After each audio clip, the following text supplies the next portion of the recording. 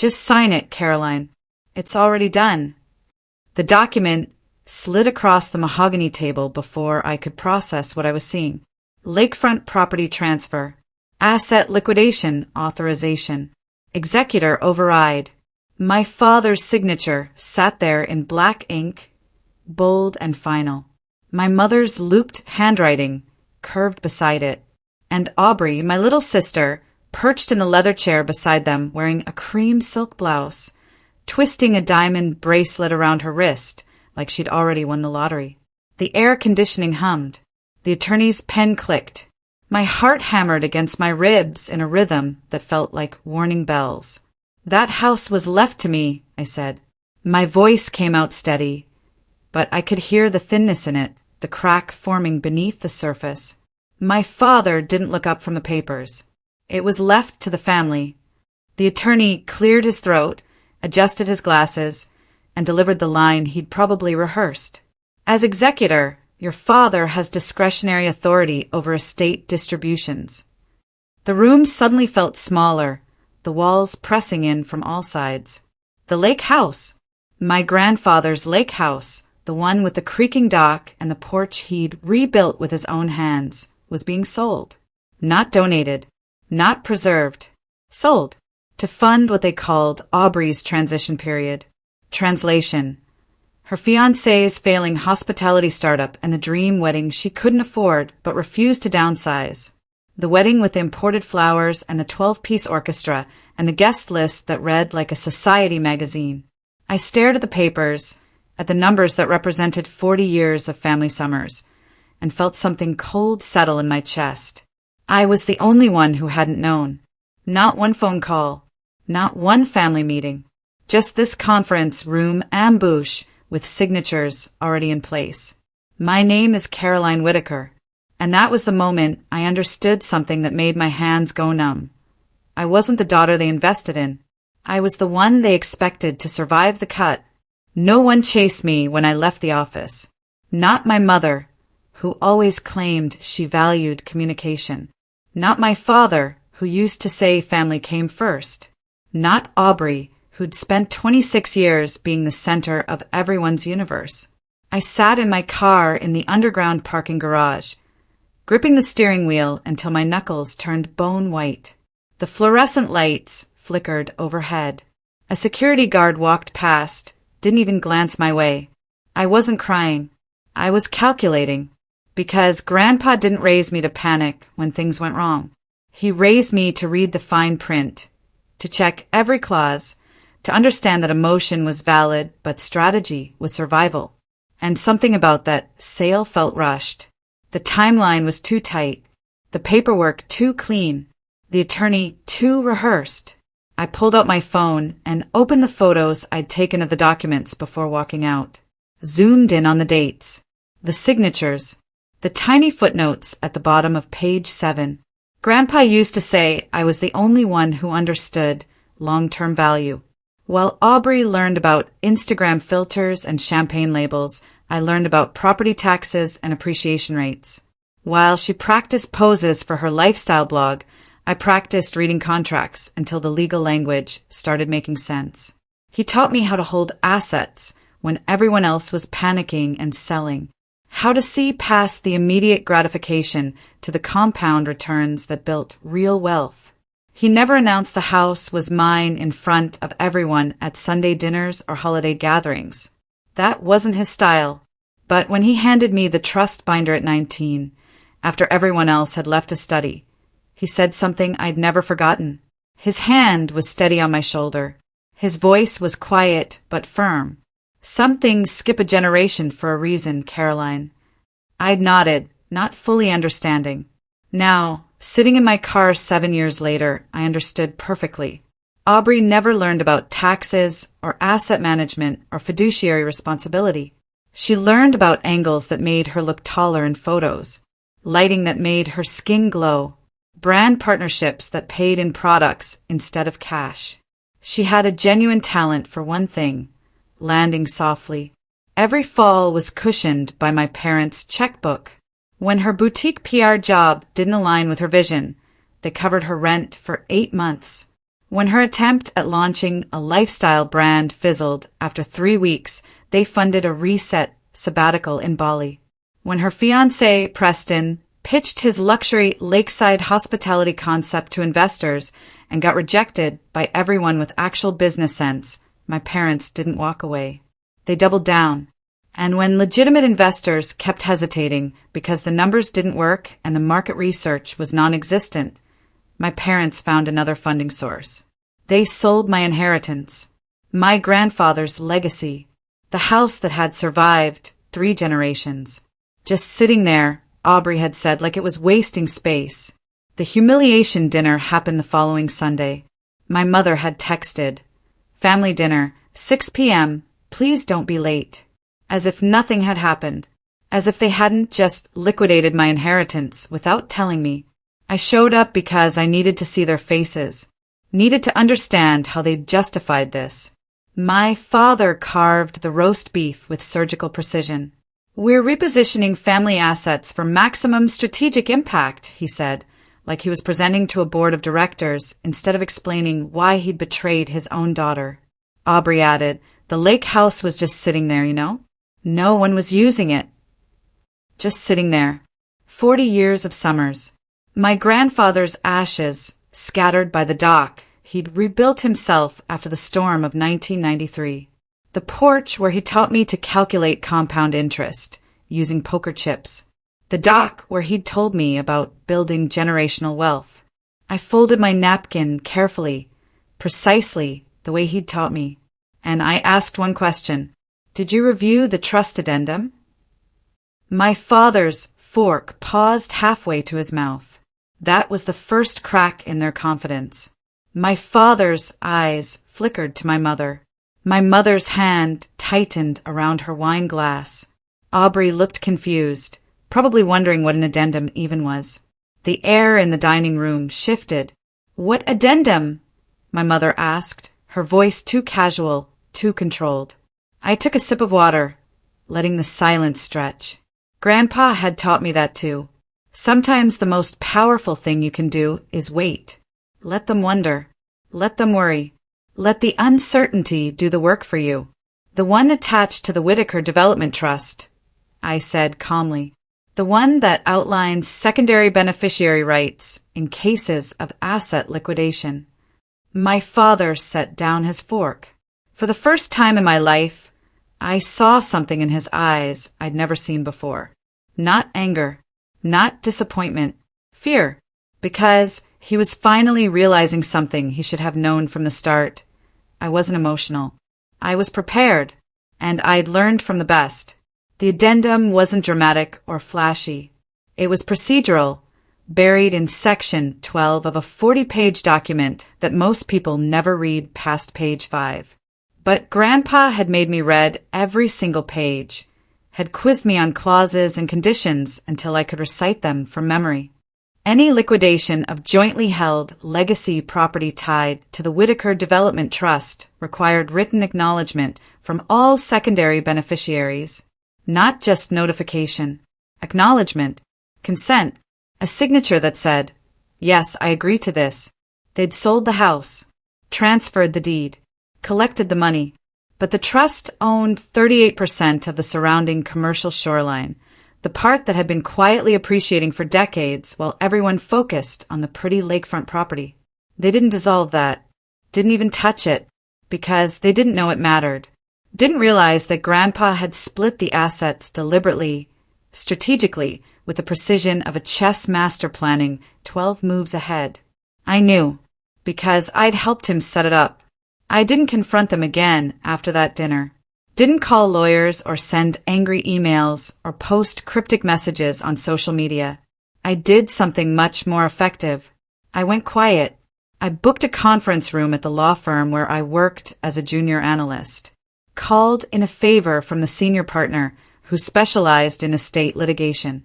His name was Hamilton Pierce, 63 years old, with a reputation for being ruthless in court and meticulous in preparation. He read the documents I'd brought. Read them once, then again, then a third time, his reading glasses sliding down his nose. Finally, he leaned back in his chair, fingers steepled under his chin, and said for words that made my pulse quicken. They breached fiduciary duty. Not maybe. Not possibly. They did. I felt something settle in my chest that wasn't revenge, wasn't even satisfaction. It was stability.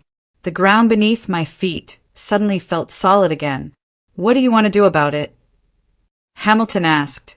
I met his eyes. I want to let them spend first. Waiting was harder than I expected. Every instinct screamed to act immediately, to stop them, to freeze everything before more damage was done. But Hamilton had practiced estate litigation for 37 years. He knew what I was still learning. You can't claw back money that doesn't exist anymore. But you can trace money that's already been spent, can build a case that shows pattern and intent and reckless disregard. So I waited. The lake house sale closed escrow on a Tuesday in March. Funds distributed by Friday. By Monday, Aubrey had upgraded to a waterfront condo downtown, 2 bedrooms with floor-to-ceiling windows, and a view that probably cost more per month than most people's salaries. Preston leased a luxury SUV under the business name, some European model that looked fast and expensive. They posted engagement photos on a private yacht, champagne glasses raised, sunset in the background. Caption, living our best life. You can't recover assets that have evaporated, but you can document every dollar that flowed from my grandfather's legacy into their fantasy. The demand letter arrived 6 weeks later, delivered by courier to my father's office on a Wednesday morning. Breach of fiduciary obligation. Improper asset liquidation without required consent. Unauthorized use of trust-secured collateral. Exposure of protected assets to third-party risk. My father called within 8 minutes. I was in a meeting when my phone started vibrating across the table. Declined the call. He called again and again. On the 4th attempt, I stepped into the hallway and answered. You're suing us. His voice was tight, strained, nothing like the confident tone he'd used at that Sunday dinner.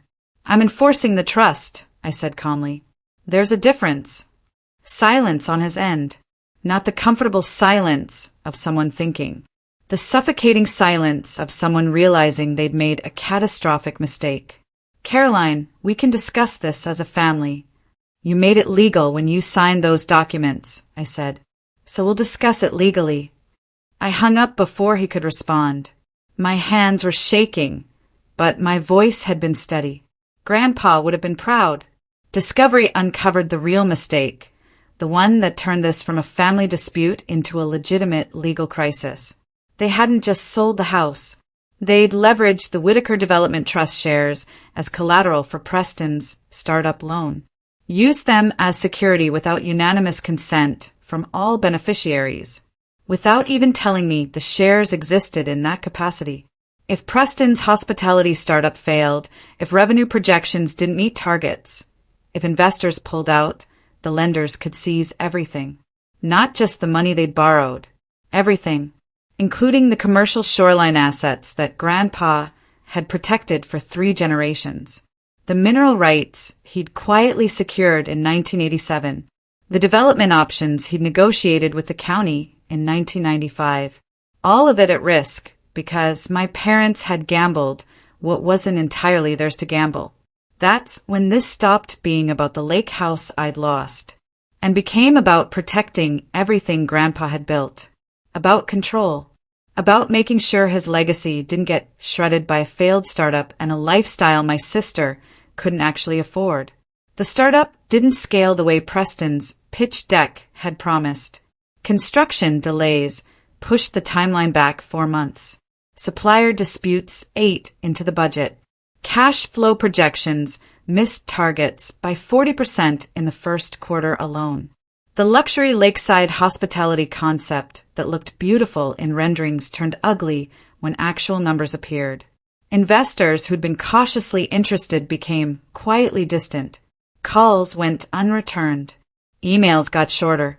Funding rounds that were supposed to be guaranteed suddenly required more due diligence, more proof of concept, More evidence that this wasn't just another rich kid playing entrepreneur with someone else's money. Aubrey stopped posting photos of the condo, stopped showing off the SUV. Her Instagram went quiet except for carefully curated throwback photos with vague captions about gratitude and growth. My mother started sounding tired on our brief phone calls. My father stopped sounding confident when he talked about Preston's business. The golden child's glow was fading, and they were finally starting to understand what I'd known from the beginning. You can't build an empire on borrowed money and wishful thinking. Mediation happened in a sterile conference room with gray walls and fluorescent lighting that made everyone look slightly ill. My father wouldn't meet my eyes. My mother kept touching her necklace, a nervous gesture I'd never seen before. Aubrey sat beside Preston, who looked like he'd aged 5 years in 6 months. My attorney sat beside me, silent and imposing. The mediator, a woman in her 50s with steel-gray hair and no patience for drama, laid out the situation with clinical precision. "What do you want?" my father asked finally. His voice was hollow. I'd rehearsed this. Restoration of asset value, transfer of remaining trust shares to protected status, full transparency on all transactions, and removal of any collateral arrangements made without proper authorization. Aubrey scoffed, actually scoffed, like I was being unreasonable, until the mediator said quietly, "She's legally entitled to significantly more than she's requesting." That was the moment. The moment Aubrey's face changed. The moment she realized this wasn't a sibling argument about who got what. This was structural, legal, binding. The mediator continued, "If this proceeds to litigation, the court will likely award punitive damages on top of asset restoration." The startup defaulted 6 weeks after mediation. Loan covenants triggered automatically when revenue targets weren't met for 2 consecutive quarters. Lenders initiated formal asset review, started examining every piece of collateral, every guarantee, every signature on every document.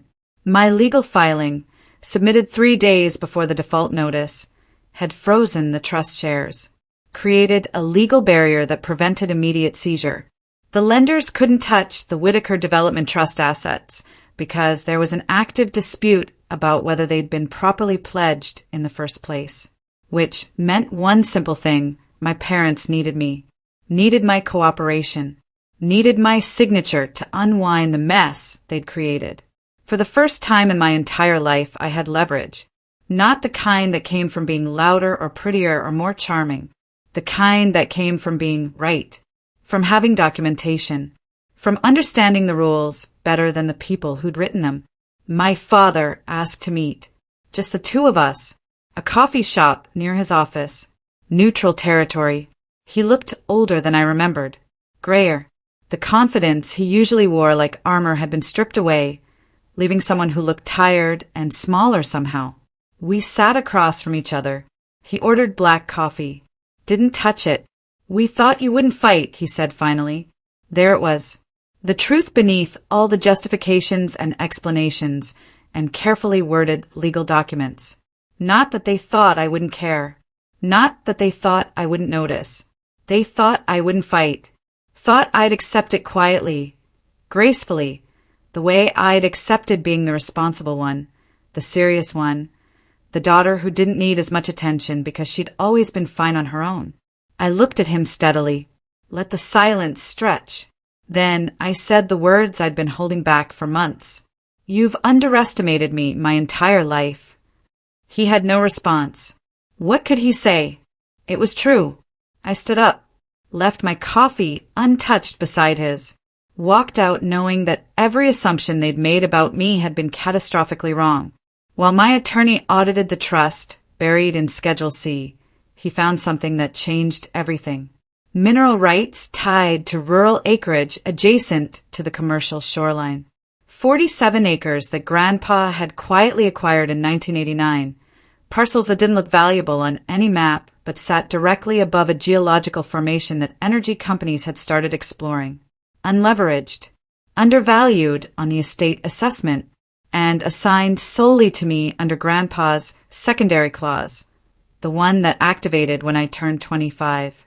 They'd never read that far, never bothered to check what else existed beyond the obvious assets. My father had executed the estate as if it was simple. House, shoreline, done. But Grandpa had built his wealth in layers, in contingencies, in long-term plays that only paid off if you were patient enough to wait. Hamilton called me at work. "Caroline, do you know what you own?" His voice had an edge I'd never heard before. "The mineral rights?" I said, "Yes, but do you know what they're worth?" I didn't. Not yet. Conservatively, based on preliminary surveys and current energy contracts in the region, 3.2 million. I proposed terms, not revenge terms, not punishment, just structural reality. I would assume majority control of the Whitaker Development Trust. In exchange, I would stabilize the lender negotiations, would provide documentation that separated properly pledged assets from improperly pledged ones, would create a pathway that kept my parents from losing everything. No yelling, no cruelty, no social media posts about betrayal or family dysfunction, just leverage, applied with the precision Grandpa had taught me. They signed. My father's signature was smaller this time, less bold. My mother's hand shook slightly. Aubrey wasn't at the signing. She'd moved back into my parents' house 2 weeks earlier, after the condo lease became impossible to maintain. Preston was gone. No dramatic explosion, no public breakup announcement. Just financial incompatibility, as my mother had carefully explained. The luxury SUV had disappeared. The wedding venue had kept the deposit. The imported flowers had been cancelled. The 12-piece orchestra had found another booking. Silence had replaced champagne. And the golden child had finally learned that glow fades when the money runs out. Ownership transferred quietly through probate court on a Thursday in November. Whitaker Development Trust. Managing Director, Caroline Whitaker. No celebration. No press release. No family gathering to mark the transition. Just documentation. Filed and recorded, making official what Grandpa had probably intended all along. I didn't gloat. Didn't post about it. Didn't send a triumphant message to Aubrey. I simply got to work. Because owning something and building something are two entirely different skills. And I'd spent 7 years learning both. I renegotiated the shoreline development rights into long-term commercial leases, secured energy cooperative agreements for the mineral rights that provided steady revenue without selling the actual land, brought in environmental consultants to ensure everything was sustainable because Grandpa had cared about legacy, not just profit. The projected returns exceeded the lake house valuation by threefold. Everything my parents had sold for quick cash to fund a fantasy, I'd turned into generational wealth that would compound for decades. Grandpa always said, hold land. Never sell unless you absolutely have to. He was right. Aubrey moved back into my parents' house not because I forced it, but because math did. The numbers that had looked so promising in Preston's pitch deck had collided with reality. The lifestyle she'd built on borrowed money and my inheritance had collapsed under its own weight. I saw her once at a coffee shop near the university. She was working on a laptop, probably updating her resume. The diamond bracelet was gone. The designer handbag had been replaced with something practical. She looked up, saw me. For a moment, I thought she might say something. Apologize, maybe. Explain. Justify. But she just looked back down at her screen. And I realized something that felt strangely like relief. I didn't need her apology.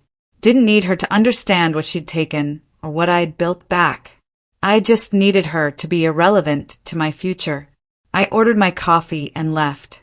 The golden child glow was gone, and I was fine with that. Tax season brought consequences my father hadn't planned for.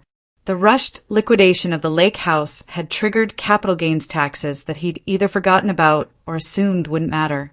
But they did matter. Penalties accumulated. Interest compounded.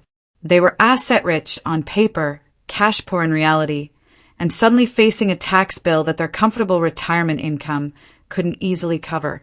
My father called me on a Sunday morning. "Caroline, I need your advice." Not a demand, not an assumption, a request. I almost laughed, almost said something cutting about how advice would have been useful before he sold my inheritance. But I didn't, because Grandpa hadn't raised me to be cruel. He'd raised me to be strategic.